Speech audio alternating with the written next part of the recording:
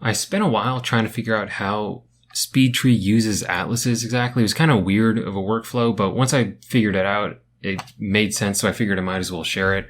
But if you have an atlas, something like this with a lot of individual pieces, and you want to cut them up into meshes, all you got to do is in SpeedTree. So like I got a basic bush scene here. I just removed the material on the card so you can see it. But I'll go ahead and make a new material for the leaves. So I'll add new, change the name to leaf, and then under leaf, I'll go ahead and input all of my material. So like I mentioned, I downloaded the images from Megascans. So I will drag the color, the normal, opacity, roughness, gloss, same thing, and then translucency into subsurface. I'll actually invert the gloss since it's technically roughness, make it two-sided. And so with all that set up, now we can actually get to making the mesh. So in the meshes section of the materials tab, which is important because otherwise in the normal meshes section, I haven't figured out how to do it here, which tripped me up for a while.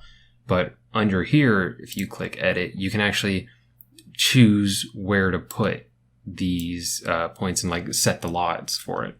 So I'll go ahead and put this where it should go. Just make it can be however detailed you want, but just isolate one of these leaves, and you can show color or opacity. I find it easier to show color.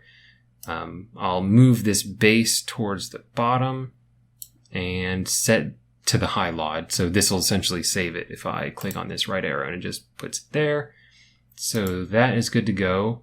I'll go back into my materials tab. And so if I were to drag it onto the cards, you'll see a lot of them populated with that leaf in particular. And if I go back to that same meshes section and click add, so this will be my second mesh, I can click edit and completely separate it from that first one, choose a different leaf. So I'll choose one that looks really different, like I'll say this bottom one since it's smaller. I'll grab the pieces,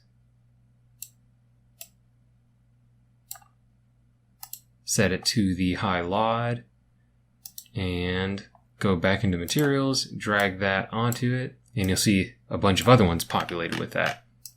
And you would essentially just continue that process until you get the whole bush. So you can add another one. Pick a different leaf. We'll go for this funky one here. I accidentally made a point, so we'll get rid of that.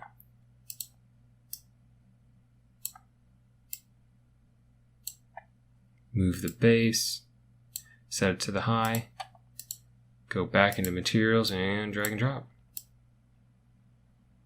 And you can see how eventually you'll just have a whole bush.